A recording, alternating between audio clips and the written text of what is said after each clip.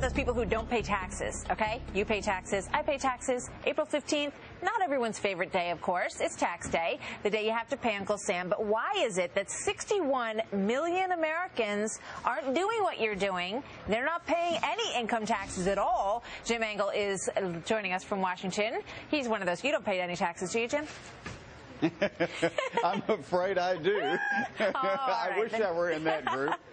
All right, but, so what's going Martha, on?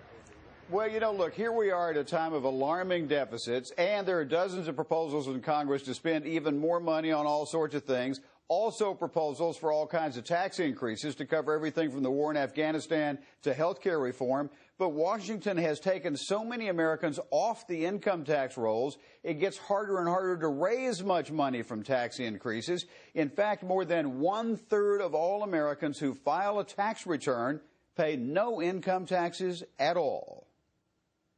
That's more than 46 million tax filers have zero income tax liability at the end of the day. And that doesn't include about 15 million more people who don't earn enough to file a tax return. And many of those, Martha, who would otherwise pay taxes actually get money back from various tax credits. So not only do they pay no taxes, they actually get a check from the government. Martha? That's a pretty good trick. So what are the implications of this when it comes to, all these debates over taxes and over all the spending that we're seeing? Well, the problem is that so many Americans now have no stake in how much the government is spending. In fact, if you know you won't have to pay, no matter how much money the government borrows and spends, and you might even get a check if you're lucky, then how much do you care about how much the government is actually spending? Analysts worry that millions have no stake in making sure the government spends responsibly. Listen to this.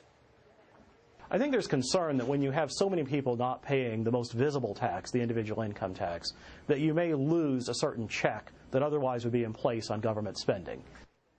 So the fear, Martha, is that people would view government spending, no matter how much it pushed up the deficit, as a potential source of free money. After all, they don't have to pay. Of course, it does affect the economy, but many people may not look any farther than next year's tax return. Martha? Incredible. All right. Thank you, Jim. Jim Engel. I think you're annoyed by that.